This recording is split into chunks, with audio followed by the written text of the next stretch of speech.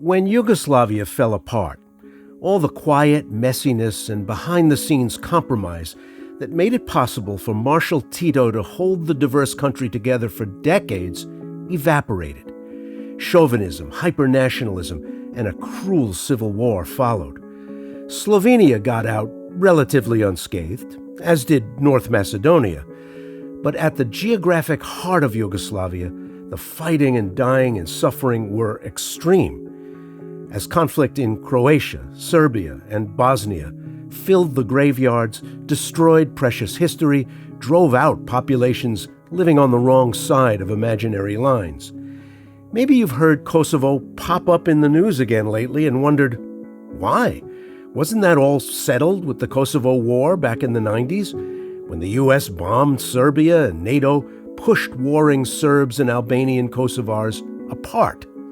Well, it turns out the 1998-99 war ended the fighting, but it didn't end the conflict. And here it comes again.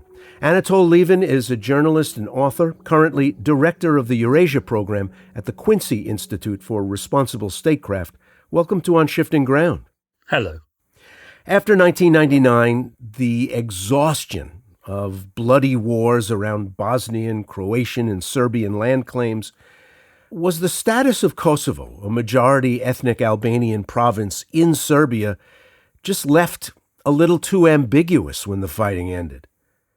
Well, it's not so much the status of Kosovo, because frankly, as soon as NATO had driven out the Serbian army, and NATO effectively, or the US, provided the air support, the air wing of the Kosovo Liberation Army.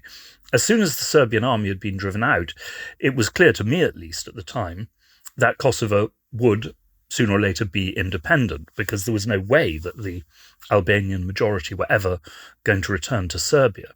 The problem was that the West formally promised the international community that it would not formally recognize Kosovo's independence, which then, of course, made us look rather deceitful later.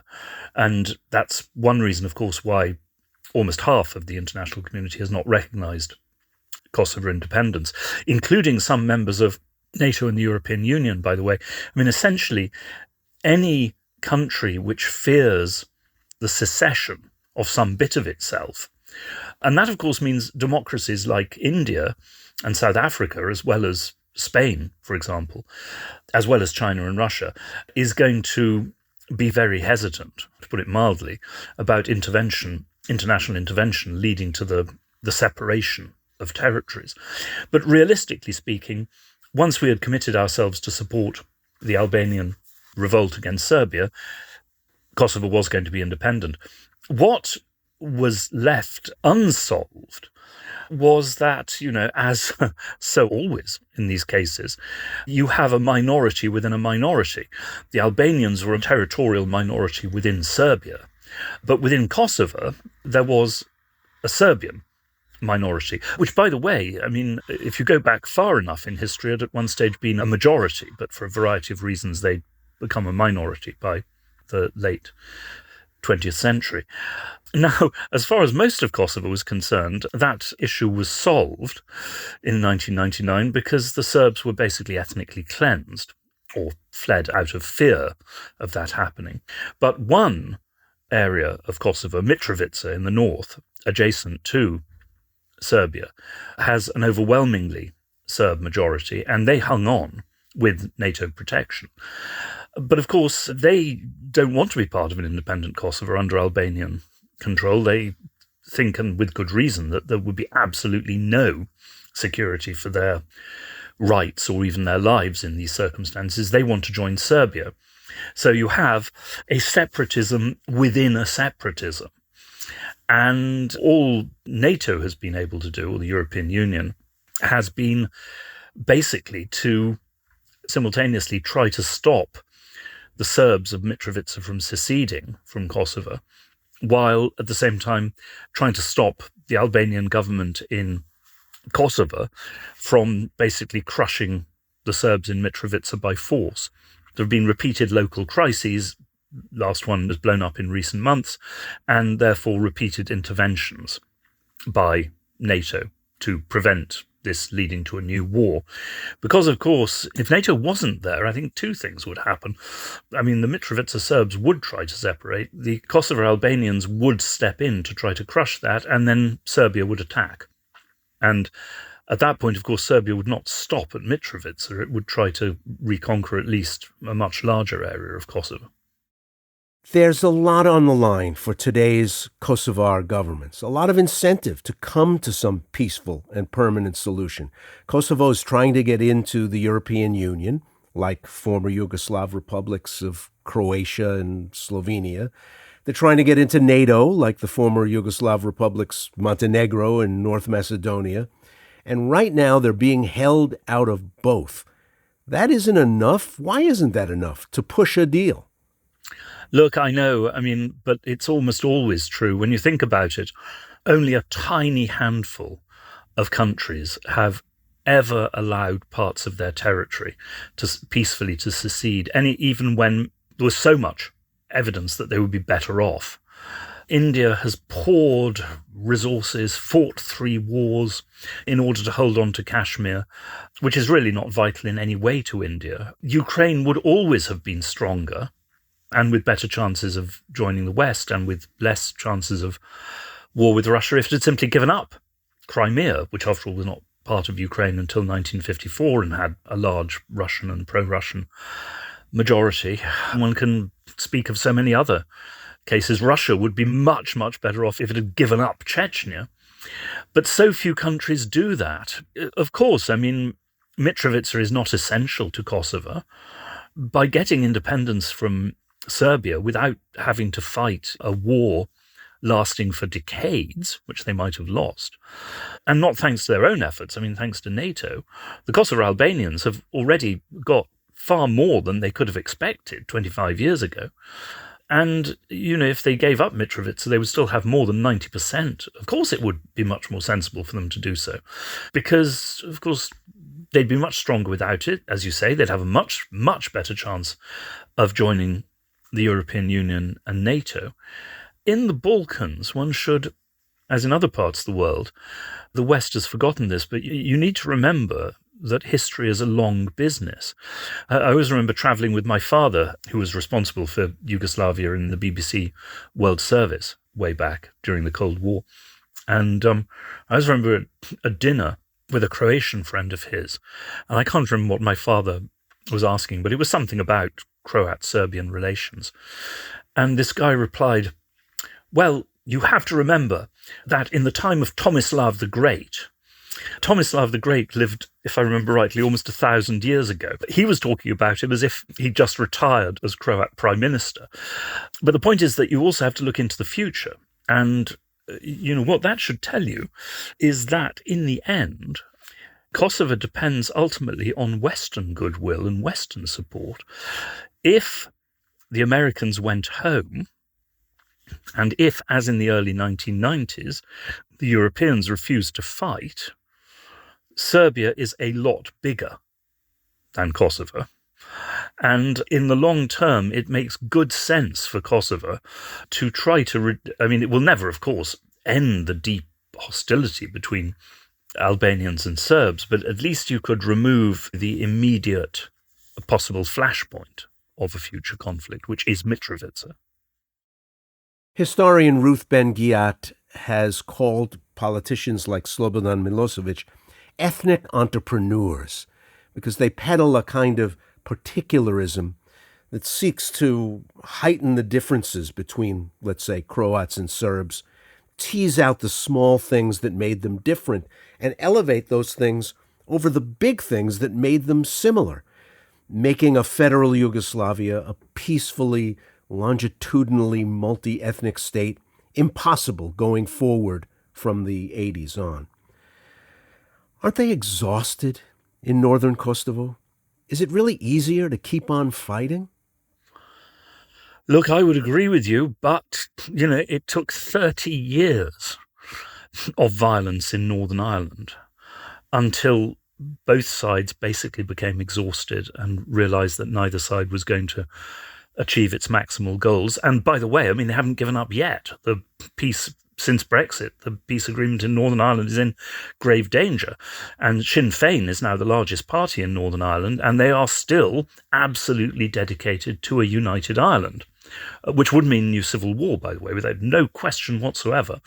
The Northern Irish Protestants are not going to accept joining the South just because you have some sort of majority vote in the North to do so.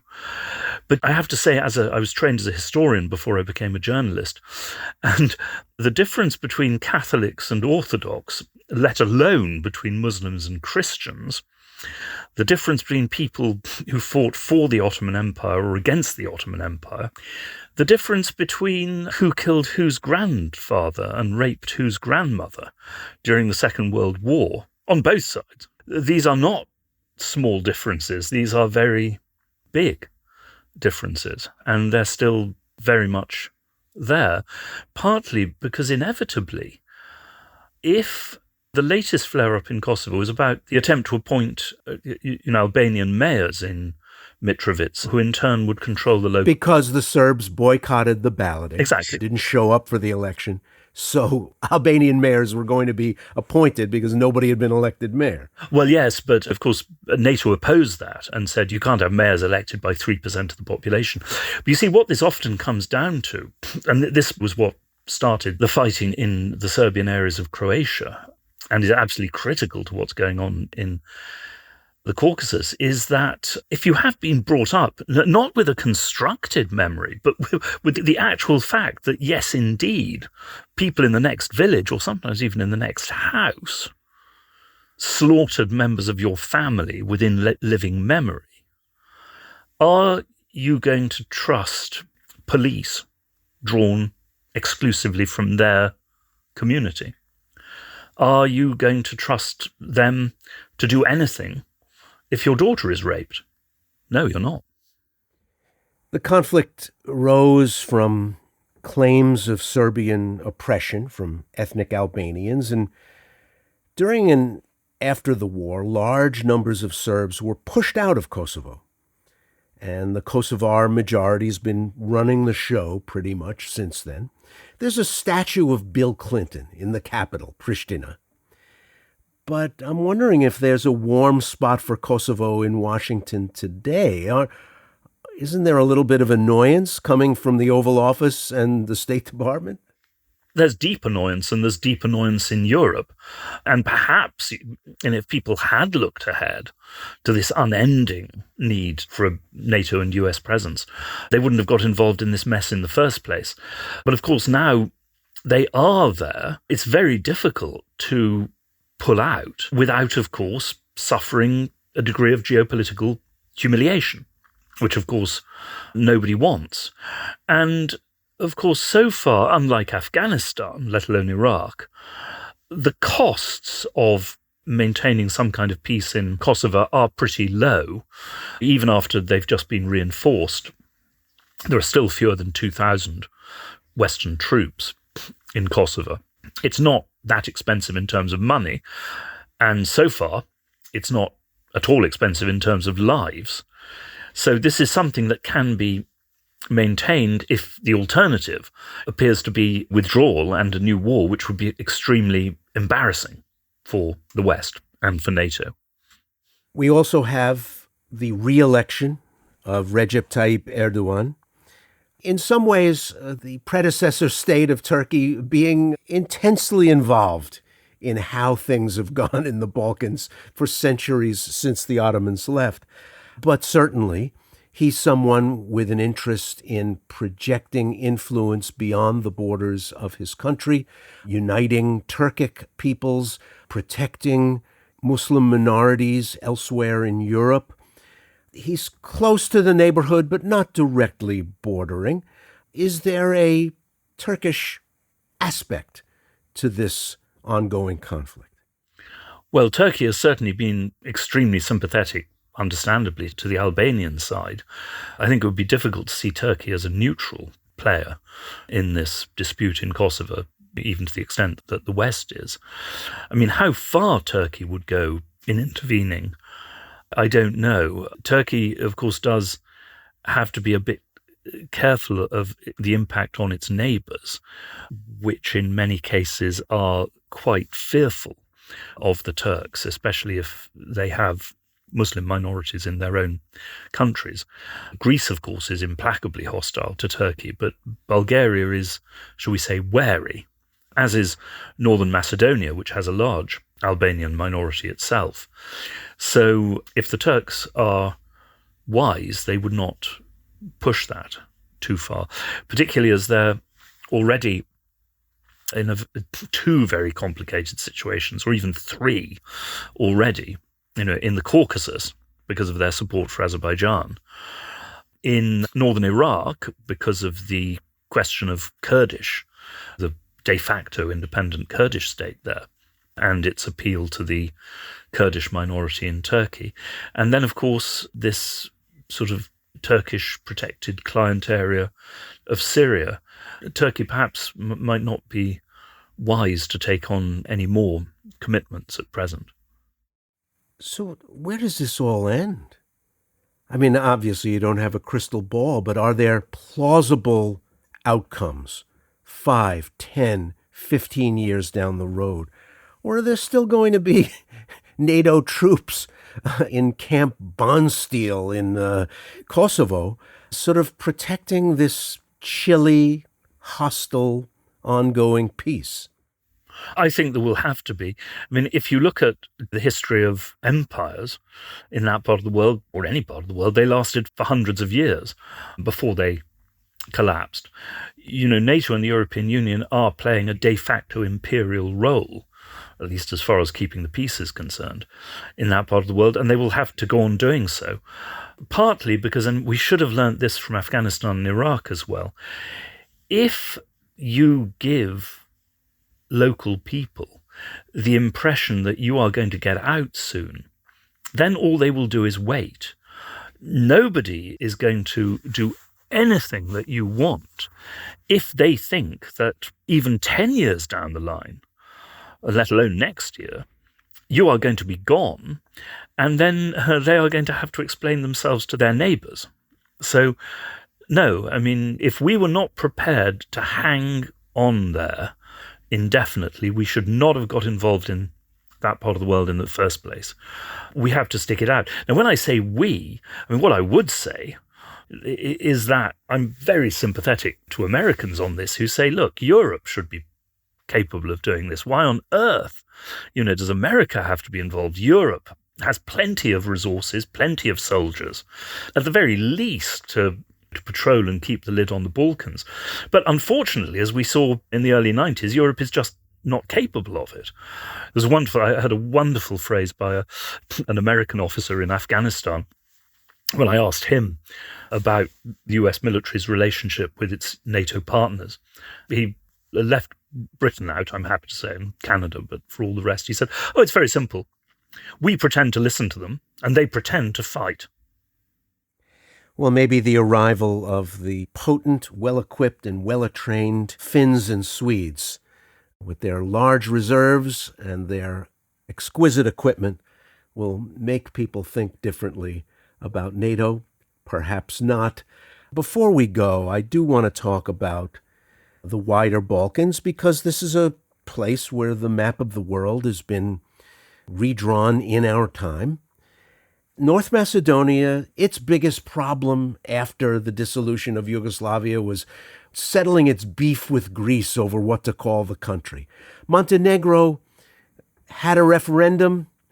Serbs let it go. It's in NATO. It's moved on without ethnic cleansing, without violence, without this simmering resentments. It's sort of just gotten on with it. Slovenia, tucked up there underneath Austria and Italy, it got out and went its own way and is doing quite well.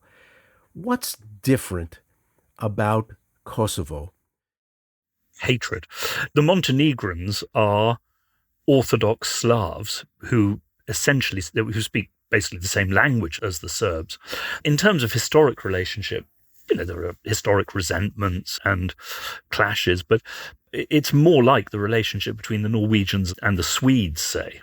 the Serbs in Montenegro, cannot truly tell the difference between themselves and the Montenegrins, and there's certainly no reason for them to fear Montenegro. And, Montenegrin kings and princes in the past were regarded as great Serbian heroes and still are. It's quite different, the relationship between the Serbs and the Albanians, or to a considerable extent, the Serbs and the Croats, and obviously the Serbs and the Bosnian Muslims. Hatred is a very powerful human emotion. Alas, I wish it wasn't, but it is. Anatol Levin is a journalist and author, director of the Eurasia program at the Quincy Institute for Responsible Statecraft. He joined us on Shifting Ground. Great to have you with us. It was a pleasure. A sad subject, but interesting to talk about.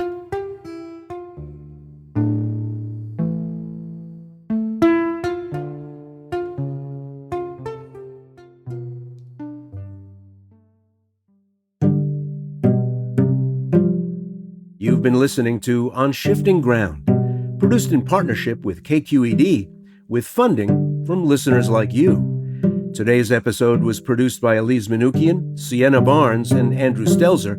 Our intern is Adam Ailey. The episode was mixed and mastered by Matteo Schimpf. Additional production and engineering were provided by Rob Spate. KQED's Jim Bennett is our technical supervisor. Jared Sport is our executive producer. Philip Yun is CEO of World Affairs. Our music is from Blue Dot Sessions. I'm Ray Suarez. Thanks for listening.